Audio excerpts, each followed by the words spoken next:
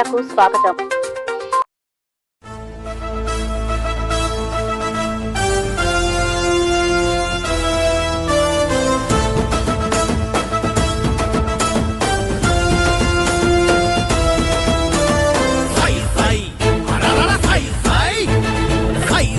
అంటోంది ఆంధ్ర జనత, చైత్రయాత్ర నడుపు నేడు చంద్రబాబు నాయక.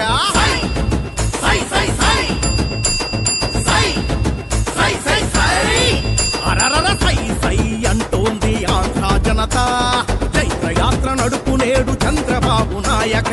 అహంకార అధికార ఆధిపత్యం ఇంకొద్దని, అవినీతి ధన ప్రీతి అరాచకం ఇక రద్దని, నిజం తెలిసి భుజం కలిపి తెలుగు దేశ ధ్వజం ఎత్తి గజం గజం నీతో నడిచి ఖర్చిస్తూ తెలుగు యువత.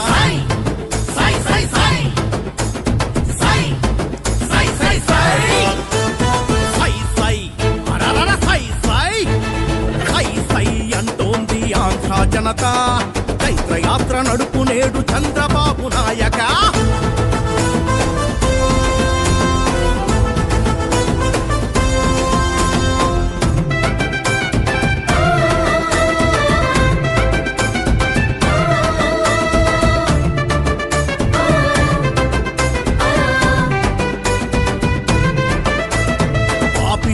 రేపిస్తుల షాడిస్టుల ఫ్యాక్షనిజం పాలనలో సమని విషం కక్కె ముసి నవ్వుల హేళనలు. పాపిస్తుల రేపిస్తుల షాడిస్టుల ఫ్యాక్షనిజం పాలనలు సమని విషం కక్కె ముసి నవ్వుల హేళనలు. విల విల బల బల బల విలపిస్తూ ఏళ్ళటోళ్ళ మీద ఎత్తి ఏడు దోసిళ్ల మన్ను పోసి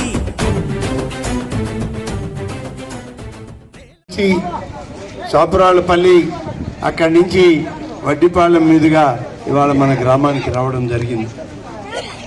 ఎన్నికల విషయం మీ అందరికీ తెలుసు. ఇవాళ తెలుగుదేశం పార్టీ తన ఎన్నికల ప్రచార ప్రణాళికని ప్రారంభించింది.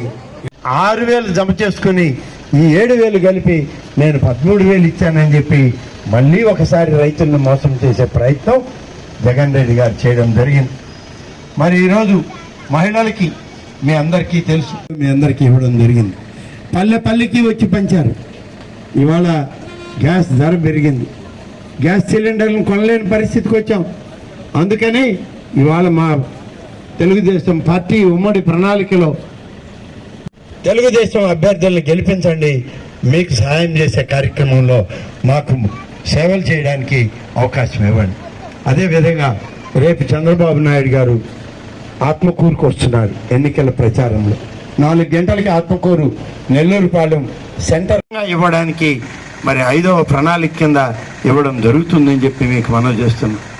ఇక ఆడబిడ్డలు ఉన్నారు, 18 సంవత్సరాలు దాటాక వాళ్ళకి పెళ్లి చేయాలని కోరుకుంటుంది మనకి. లేకుంటే చదువుకున్న వాళ్ళకి ఉద్యోగాలు రావాలి, ఉపాధి రావాలి. ఏది రానప్పుడు వాళ్ళని ఏ విధంగా మనం చూసుకోవాలో ఆ తల్లిదండ్రులకి బాధ, ఆ గుండెల మీద కుంపటి అవుతారు. అందుకనే దీన్ని గమనించినటువంటి చంద్రబాబు నాయుడు గారు 18 ఏళ్ళు నిండినటువంటి ఆడబిడ్డ ఇంటిలో ఉంటే తనకు ఆధారం కావాలి అంటే పెళ్ళన్నా కావాలి, ఉద్యోగం అన్నా రావాలి, ఉపాధి అన్నా దొరకాలి. ఇవేవీ లేని ఆధారం అయితే ఆ బిడ్డకి 1,500 రూపాయలు 18 ఏళ్ళు నిండిన తర్వాత ప్రతి నెల 1,500 రూపాయలు 54 సంవత్సరాలు వచ్చే వరకు ఆ బిడ్డకి తోడుగా ఉంటుంది తెలుగుదేశం ప్రభుత్వం అని చెప్పి చెప్పడం జరిగింది. ఇక అక్క చెల్లెళ్ళు ఉన్నారు, తల్లులు ఉన్నారు. మీరు నిద్ర లేస్తే ఎక్కడికో ఒక దగ్గరికి వెళ్ళాలి, గుడికి వెళ్ళాలి, బడికి వెళ్ళాలి, వైద్యానికి వెళ్ళాలి, అనంతసాగరం వెళ్ళాలి, ఆత్మకూరు వెళ్ళాలి, ఇంకా కావాలంటే బద్వేలుకి వెళ్ళాలి. వెళ్ళాలి అని అంటే ఆర్టీసీ బస్సే మనకి దిక్కు. ఆర్టీసీ బస్సులు ఎక్కలేకపోతే ఆటోల్లో అయితే 100, 150, 200 రూపాయల ఛార్జీలు ఆటోలు వాళ్ళు. అందుకని ఇవాళ తెలుగుదేశం పార్టీ నాయకుడు చంద్రబాబు నాయుడు గారు ఒకటే ఆలోచించారు. మన రాష్ట్రంలో ప్రభుత్వంలో ఉన్నటువంటి ఆర్టీసీ బస్సులు ఏ ప్రాంతం నుంచి మీరు ఏ ప్రాంతానికి వెళ్ళాలన్నా, ఒక శుభకార్యానికి వెళ్ళండి, లేకుంటే మరొక కార్యానికి వెళ్ళండి, ఆసుపత్రికి వెళ్ళండి, లేదా గుడికి వెళ్ళండి, మీ చుట్టాలింటికి వెళ్ళండి, ఎక్కడికి వెళ్ళాలన్నా సరే మరి మహిళలకి ఈ రాష్ట్రంలో ఆర్టీసీలో ఉచిత బస్సు సౌకర్యాన్ని ఏర్పాటు చేస్తామని చెప్పి హామీ ఇవ్వడం జరిగింది. ఈ విధంగా 6 సూత్రాల ప్రణాళికని ఇవాళ ప్రవేశపెట్టి మేము ముందుకు వచ్చాం. ఇక మన గ్రామం గురించి కూడా చెప్పాలి. గతంలో ఈ గ్రామానికి ఉత్తరపు కాలువ నీళ్లు కావాలని, ఉత్తర మెట్ట పైర్లు తప్ప మేము వేరే పైర్లు పెట్టుకోలేకపోతున్నామని రైతులందరూ కోరడం జరిగింది. ఉత్తరపు కాలువ మనకి దిగుదాలు ఉంది, నీరు కిందకి పల్లానికి పోతాయే తప్ప ఎగువకు రావు. దానికి రావాలని అంటే మోటార్లు పెట్టాలి, పంపు సెట్లు పెట్టాలి. దానికన్నా ఒక ప్రత్యామ్నాయ మార్గం ఎతికాం. సోమశిల జలాశయం నుంచే పూర్తి స్థాయి హై లెవెల్ స్కీమ్ పెట్టి మనకి మరిపాడు మండలానికి త్రాగునీరు సాగునీరు ఇచ్చేటువంటి కార్యక్రమం 1600 కోట్ల రూపాయలతో మంజూరు చేసి నాటి ముఖ్యమంత్రిని తీసుకొచ్చి పనులు ప్రారంభించాం. ఆ తర్వాత ప్రభుత్వాలు మారాయి, ఆ తర్వాత మీ ఎమ్మెల్యేలు మారారు. చిత్తశుద్ధి లేని ఎమ్మెల్యేలని ఎంపిక చేసుకోవడం జరిగింది. మీరంతా 10 సంవత్సరాలు 2 అన్నదమ్ముల్ని గెలిపించారు.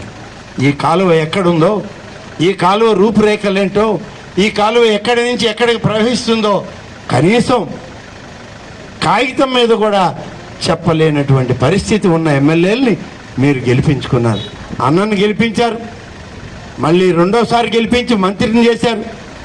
రెండవసారి అన్నగారు అకాల మరణం చెందితే మళ్ళీ తమ్ముడిని గెలిపించారు. 3 దఫాలు ఒక కుటుంబంలో 2 అన్నదమ్ముల్ని గెలిపిస్తే మీ హై లెవెల్ కెనాల్ ఎక్కడుందంటే చెప్పలేనటువంటి పరిస్థితుల్లో ఉన్న ఈ ఎమ్మెల్యేలు మీకు అవసరమా? ఆలోచన చేయండి అని చెప్పుకోతా ఉన్నా. 15 సంవత్సరాల తర్వాత ఇవాళ అగ్రహారం గ్రామానికి వచ్చాను ఎన్నికల్లో.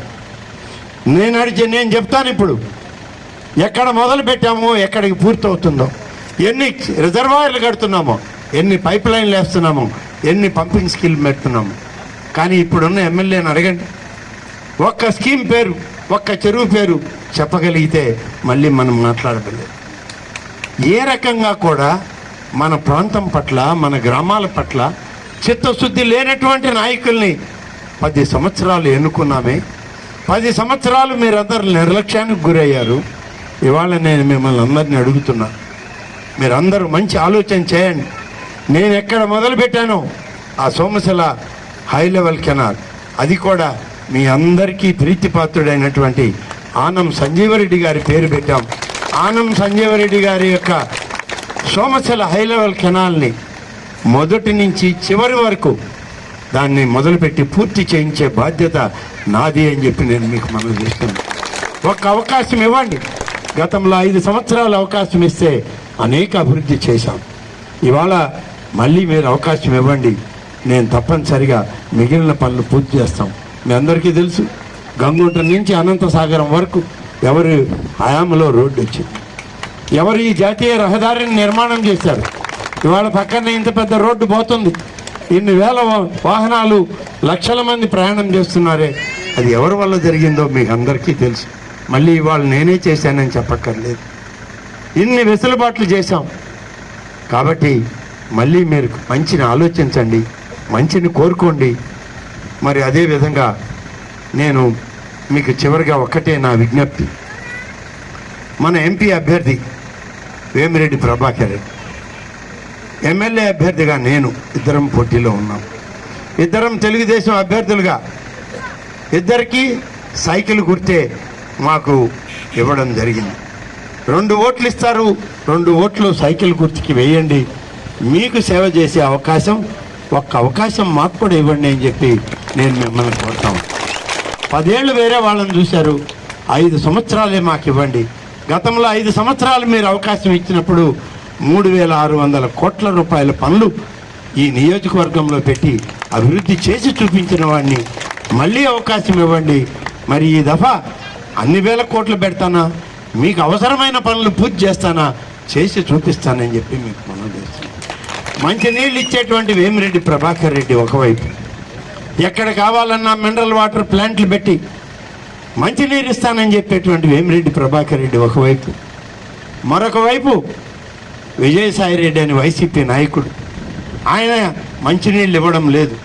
ఆయన ఏమి ఇస్తున్నాడంటే 200కి దొరికే క్వార్టర్ బాటిల్ తయారు చేసే ఫ్యాక్టరీ పెట్టి 13 రూపాయలకి మద్యం తయారు చేసి 200 రూపాయలకి మన వాళ్ళకి అమ్ముతున్నారంటే ఇది జనాన్ని దోచుకోవడమా?